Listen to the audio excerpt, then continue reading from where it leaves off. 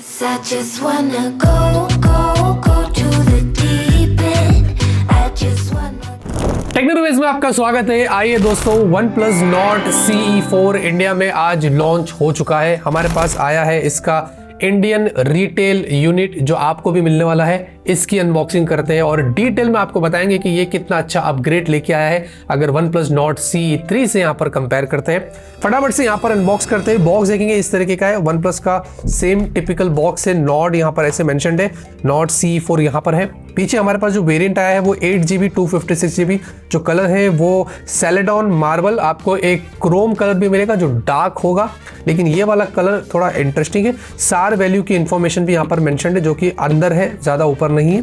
फटाफट से अनबॉक्स करते हैं। अरे बाप रे, तो यहाँ पर देखेंगे सबसे पहले एक बॉक्स मिलता है और इसमें मुझे लगता है कि आपको मिलेगा स्टिकर्स, कागजात और सिम इजेक्टर पिन और एक अच्छी क्वालिटी का बैक केस है जो आप देख सकते हैं, जो आप अपने फ़ोन को लगा के प्रोटेक्ट कर सकते हैं। फिर आते हैं सीधा हमारे फ़ोन की तरफ और इसको रखते हैं फिलहाल के लिए साइड में। बॉक्स में देखेंगे तो आपको एक टाइप सी केबल मिल रहा है। ये type A to type C cable है। अगर मैं आपको यहाँ से निकाल कर दिखा देता हूँ तो टाइप सी नहीं है, type C to type C नहीं, बल्कि type A to type C cable आपको मिलता है। और एक और ज़बरदस्त 100 वॉट का अडेप्टर मिलता है जो यहाँ पर क्लियरली मेंशन्ड है।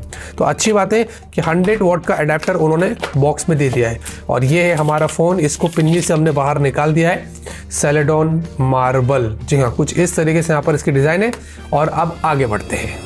डिज़ाइन और बिल्ड की बात करें तो पीछे आपको यहाँ पर पॉलीकार्बोनेट बैक मिलता है और पॉलीकार्बोनेट फ्रेम्स आपको यहाँ पर मिलते हैं। और साथ ही साथ इसका जो वेट है वो बहुत अच्छा है, 186 ग्राम्स का है। और थिकनेस भी अच्छी है, 8.4 mm की, यानी कि हाथ में होल्ड करने पर इतना बल्कि फील नहीं होता है। और साथ में बीइंग अ ग्लॉसी फोन इतना ज़्यादा स्लिपरी नहीं है। हाथ में ऐसे रखने पर आप देखेंगे जल्दी स्लिप नहीं होता है। तो हाथ में जब आप ज़्यादा दिन इसको यूज़ करेंगे ना तो ज़्यादा इशूज़ नहीं होंगे। उसी के साथ ये IP54 आपको रेटिंग्स के साथ मिलता है। रेटिंग्स थोड़ी ज़्यादा होनी चाहिए, हाँ दे दिया, अच्छी बात है, बट आजकल प्राइस के हिसाब से मुझे लगता है कि रेटिंग्स आप थोड़ी ज़्यादा बढ़ा देनी चाहिए।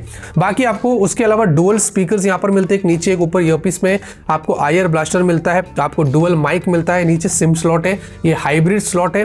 राइट में पावर बटन, उसके ऊपर वॉल्यूम अप एंड डाउन की और आपको अंडर डिस्प्ले फिंगरप्रिंट स्कैनर मिलता है। और इसकी जो पोजिशनिंग है वो भी अच्छी है, एकदम नीचे की तरफ है। जब आप उसको होल्ड करके ऐसे अनलॉक करने जाएंगे तो ज़्यादा फिंगर को मूव करने की जरूरत नहीं पड़ेगी। और आपको एक्स एक्सिस लीनियर मोटर भी दिया है। अब ये बहुत कूल तरीके से काम करता है, चाहे आप फोन अनलॉक करो, वॉल्यूम बटन को ऊपर नीचे करो, या अगर आप पूरा स्वाइप करके नीचे तक चले जाते हैं या मल्टीटास्किंग करते हैं, हर जगह पर जो आपको हैप्टिक्स मिलता है, जो वाइब्रेशन होता है, वो बहुत ही कूल एक्सपीरियंस देता है। तो ये चीज़ मैंने यहाँ पर काफ़ी अच्छे से नोटिस किया।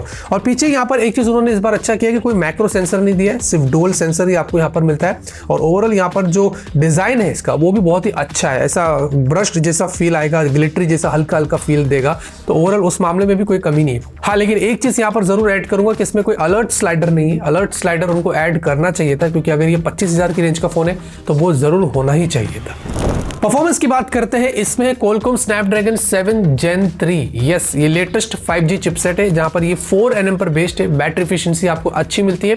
Cortex A715 वाले आपको इसमें प्राइम कोर्स मिलते हैं और Adreno 720 का आपको इसमें GPU मिलता है। तो ऑन पेपर्स काफी पावरफुल यहाँ पर स्पेक्स है, लेकिन AnTuTu स्कोर्स जो थे वो इतने खास नहीं थे, वो 7 लाख के आसपास थे। मुझे लगा कि ये 8 लाख या 9 लाख तक जा सकता था, बट ऐसा हमारे यूनिट में कुछ स्कोर्स हमें देखने को मिला। और CPU थ्रॉटल भी ठीक था, 74% के आसपास था, क्योंकि यहाँ पर थोड़े से थ्रॉटलिंग इश्यूज हमने नोटिस किए थे। बट थर्मल्स यहाँ पर ओके थे, थर्मल्स इतने फोन नॉर्मल यूज पर भी इतना ज्यादा गर्म नहीं हो रहा था।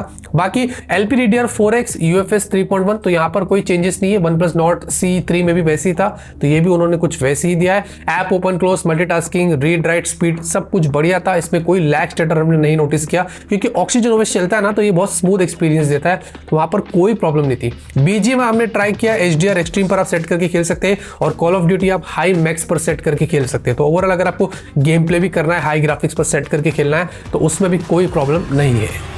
डिस्प्ले की बात करेंगे, ह्यूज डिस्प्ले है, 6.7 इंच की, और ये 120 हर्ट्ज की एक एमोलेड डिस्प्ले है। अब OnePlus फ्लूइड एमोलेड डिस्प्ले बोलता है, डजंट मैटर, बट है तो ये एमोलेड डिस्प्ले। और यहाँ पर स्क्रीन गार्ड भी उन्होंने पहले से लगा कर दिया है। पंच होल आपको छोटा मिलता है, चिन भी बहुत कम है, जो स्क्रीन टू बॉडी रेशियो है वो आपको बहुत ही अच्छा देखने को मिलता है। और ये 120 हर्ट्ज की हाईयर रिफ्रेश रेट के साथ आता है, तो स्मूथनेस यहाँ पर आपको डेफिनेटली बहुत अच्छी मिलेगी। और 240 हर्ट्ज का आपको इसमें टच सैम्पलिंग रेट भी दिया है। HDR10+ का आपको सपोर्ट मिलता है। यूट्यूब पर भी हमने चेक किया तो HDR का सपोर्ट दिखा रहा था, और 10 बिट वाली डिस्प्ले, तो यहाँ पर जो कलर है, जो शार्पनेस है, वो बहुत कमाल के निकल कर आते हैं जब भी हमने इसमें कोई भी कंटेंट थ्रो किया था। बाकी इसमें उसी के साथ ऑलवेज ऑन डिस्प्ले का भी आपको सपोर्ट मिलता है, तो वो भी अच्छी बात है। लेकिन यहाँ पर कोई प्रोटेक्शन नहीं है, इसकी बात उन्होंने नहीं करी। हमारे पास जो ब्रीफ आया था उसमें कोई प्रोटेक्शन की बात नहीं हुई, तो मुझे नहीं पता कि डिस्प्ले पर कौन सी प्रोटेक्शन है। शायद गोरिल्ला ग्लास हो सकती है या नहीं भी हो, मुझे कुछ पता नहीं है। लेकिन ओवरऑल जो पैनल यूज किया है वो बहुत अच्छा है। ब्राइटनेस, आउटडोर विजिबिलिटी हमें काफी अच्छी देखने को मिली है। हाउएवर उन्होंने ये भी नहीं बताया कि इसकी पीक ब्राइटनेस कितनी है। हमने बहुत सर्च किया, उनके ब्रीफ में देखा, कहीं पर भी पता नहीं चला। तो ये चीज़ मुझे समझ नहीं आई कि उन्होंने ये क्यों मेंशन नहीं किया कि इसकी पीक ब्राइटनेस कितनी है। वो तो जब हम फुल रिव्यू करेंगे तो डिटेल में आपको खोज के बता ही देंगे। लेकिन ओवरऑल जो पैनल है फ्लैट है, अच्छा है, वहाँ पर कोई भी इश्यूज नहीं है।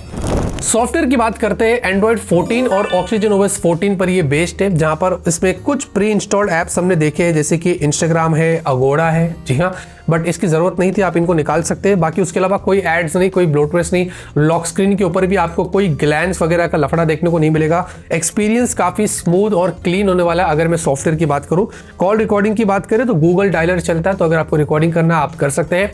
और अपडेट की बात करें तो उसमें एक अपडेट आया था, हमने जब फोन सेटअप किया तो एक अपडेट हमें मिला जो थोड़ी बहुत सिस्टम स्टेबिलिटी और परफॉर्मेंस को इंप्रूव किया है। और साथ ही साथ मार्च सिक्योरिटी पैच भी अपडेट हुआ, तो ये चीज मुझे अच्छी लगी कि फोन उन्होंने मार्च पर अपडेट कर दिया, क्योंकि मैंने काफी सारे फोन ऐसे अभी भी यूज करे जो लेटेस्ट है और उसमें अभी भी फरवरी का सिक्योरिटी पैच चल रहा है। बाकी इसमें 2 साल के ईयरली ओएस अपडेट्स और 3 साल के सिक्योरिटी पैचेस, तो यहां पर मैं कुछ कहना चाहूंगा, एटलीस्ट 3 साल के अपडेट्स उनको देने ही चाहिए थे, क्योंकि काफी सारी ब्रांड्स इस प्राइस रेंज पर 3 साल के अपडेट्स दे रही, जैसे कि मोटरोला है, नथिंग है, तो इनको यहां पर एटलीस्ट 3 साल का अपडेट देना चाहिए था। लेकिन ओवरऑल सॉफ्टवेयर एक्सपीरियंस यहां पर एज ऑलवेज OxygenOS से कमाल रहेगा।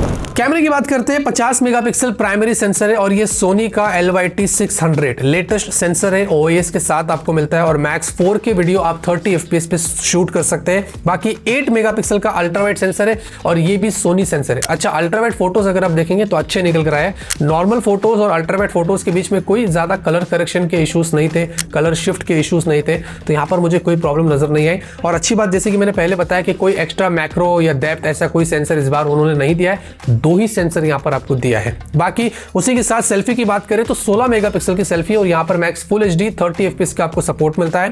और शुरुआत करते हैं स्लो मोशन वीडियोस से, जहां पर 720p 240 FPS पे आपको स्लो मोशन वीडियोस मिलते हैं, बट यहाँ पर शार्पनेस थोड़ी इतनी खास नहीं थी। थोड़ा सा डिस्टॉर्शन मैंने स्लो मोशन सैंपल्स में देखा हो, जो मुझे लगता है कि उनको फिक्स्ड करना चाहिए।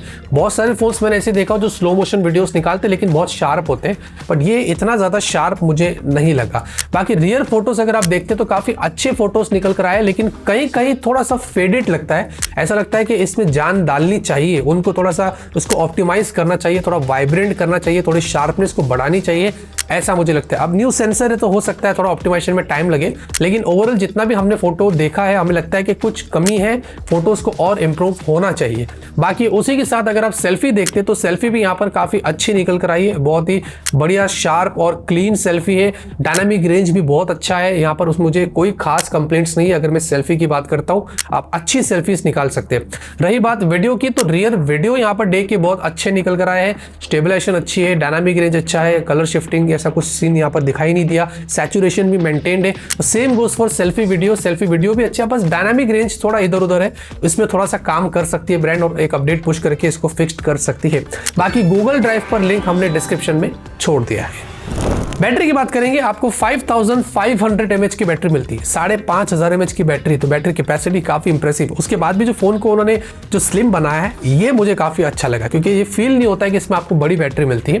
और यहाँ पर 100 वॉट एडेप्टर जैसे कि बॉक्स में दिया है, तो उससे 0 to 100% अगर आपको चार्ज करना है तो वो 30 मिनट्स में चार्ज हो जाएगा, जो कि एक अच्छे रिजल्ट है। आप फुल रिव्यू करेंगे ना आपको तो डिटेल में टेस्ट करके बताएंगे और बैकअप वगैरह सब कुछ कैसा है इसका सब बताएंगे। फिलहाल के लिए मैं अगर फर्स्ट इंप्रेशन की बात करता हूँ तो बैटरी बैकअप अच्छा है। हमने इसको जितना भी टेस्टिंग मोड में डाला है ना, अभी जितना भी रिजल्ट्स आपको आज जो दिखा रहे ये फुल डे यूसेज का ही, तो फुल डे आराम से इसकी बैटरी चल रही, कोई कंप्लेंट्स नहीं है। लेकिन एक्सट्रीम टेस्ट करेंगे फिर आपको बताएंगे कि इसकी बैटरी यहाँ पर कितना अच्छा परफॉर्म कर रही है। नेटवर्क कनेक्टिविटी की बात करें तो आपको मल्टीपल 5G बैंड्स दिए गए हैं, इसमें डुअल सिम दोनों में 5G सपोर्ट करता है। हमने 5G सिम कार्ड लगाया, अच्छे से काम करता है, डाउनलोड किया, सब देखा, कोई प्रॉब्लम नहीं है। कॉल क्वालिटी इसमें कोई इश्यूज नहीं है। बाकी वाइड वन L1 दिया है, ब्लूटूथ 5.4 है, वाईफाई 5 यहाँ पर है, 2x2 मीमो के साथ आपको मिलता है, और जितने भी जो सेंसर्स है उन सारे सेंसर्स का आपको सपोर्ट मिलता है।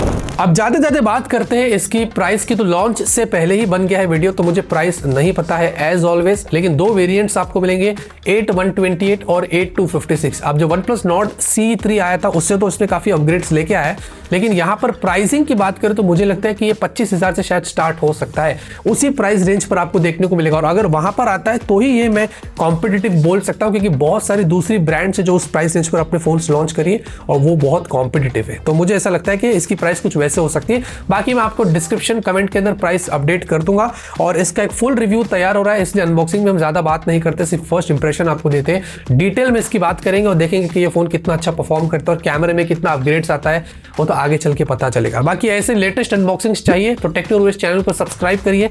आपके लिए कुछ नहीं है, लेकिन हमारे लिए बहुत बड़ी बात है, तो सब्सक्राइब बटन दबा दीजिए, नोटिफिकेशन बेल आइकन पे टैप कर लीजिए, लाइक करिए, सपोर्ट करिए। तब तक के लिए ऑलवेज कीप स्माइलिंग।